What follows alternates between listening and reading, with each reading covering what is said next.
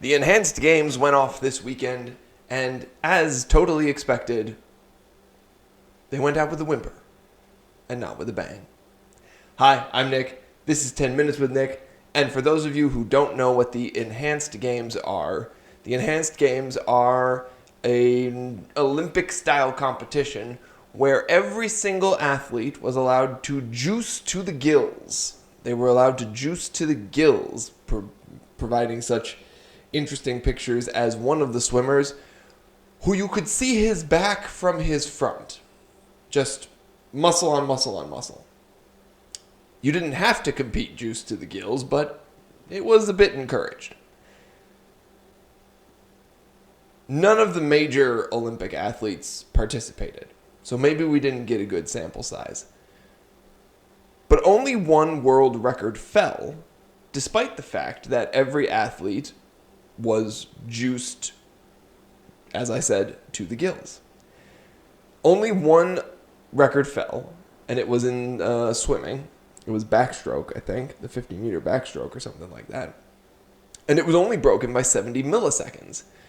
And it was broken somewhat controversially, as the swimmer had not even, apparently on the video, had not even reached the wall when the timer stopped. So there's some wiggle room in that world record that was broken.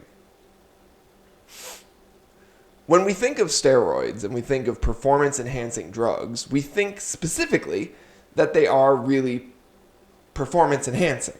Like, you'd think like, oh, these world-class athletes, many of them having participated in the Olympics, you'd think that an Olympic participant who gets to use performance-enhancing drugs, their performance would enhance, is what you would assume. But the games proved that there is still some magic in just natural sport. Now, we know for a fact that performance-enhancing drugs make a big difference at the very top end of sports, right?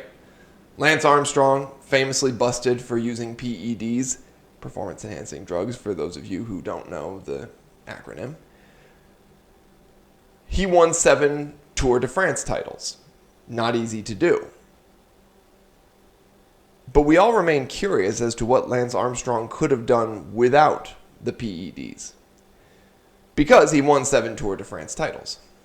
Barry Bonds, famously, he in the Major League Baseball Hall of Fame, but with an asterisk. And we think of Mark McGwire, the guys who were just belting home runs in the 90s. We look at football players and we sort of assume that as they've gotten bigger and faster and stronger, we assume they're juicing to some level. Even in sports like hockey, which have gotten faster, bigger, stronger, harder hitting, you assume there's some level of performance enhancement. But I think we didn't stop to consider that the performance enhancement might just be better workouts. Taking better care of ourselves. Or at least the athletes. I know the individual human does not. Might just be better routines, better training, more time at the team's practice facility, more time spent playing your individual sport overall. That leads to the better outcome, more so than just, sticking a needle in yourself and hoping the horse testosterone you're injecting yourself with gives you that extra edge. Because we know now, thanks to the enhanced games, that it doesn't. The interesting thing is who was sort of behind the enhanced games. Now, we talked the other day about how sports is sort of the last frontier when it comes to AI, that AI really can't encroach on. The people who backed the enhanced games were sort of a group of tech bros. And I don't have all the individual names off the top of my head, but it was sort of, the super wealthy tech guys whose companies are all valuated based on hope and not on profit, which is an interesting way to, evaluate a company. But I talk sports now. I don't talk economics.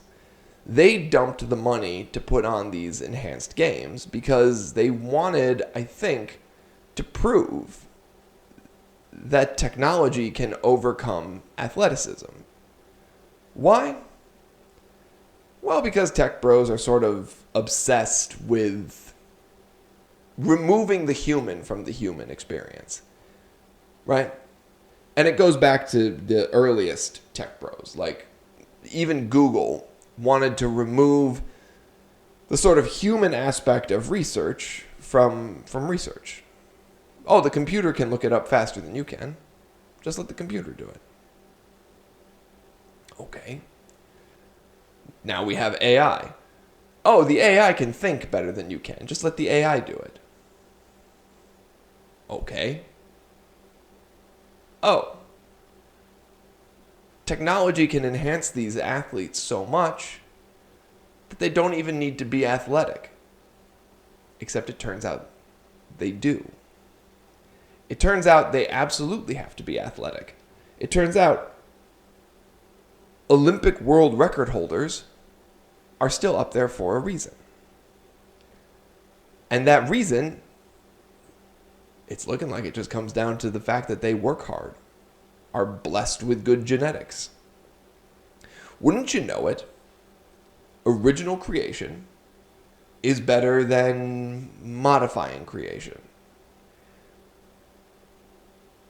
Now, a lot of the athletes at the enhanced games, to their credit, ran natural.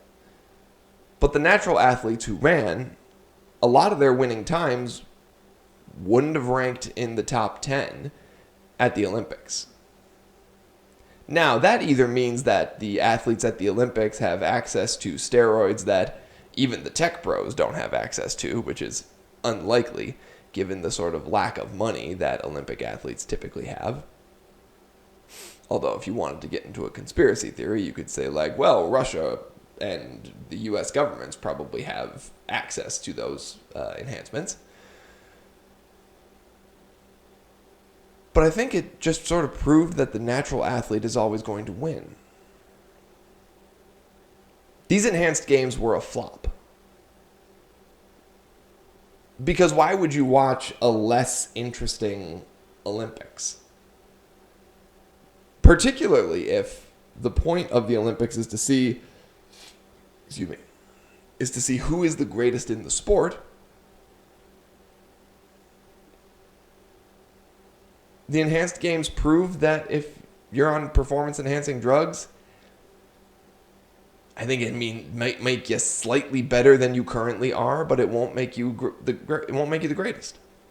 It won't push you over the top into that upper echelon. You won't, it's not like taking a sensu bean in Dragon Ball Z and like completely healing and rebuilding your energy. No. It seems like, going forward, fans now know for sure that just because their favorite athlete is succeeding, it doesn't mean they're on performance-enhancing drugs.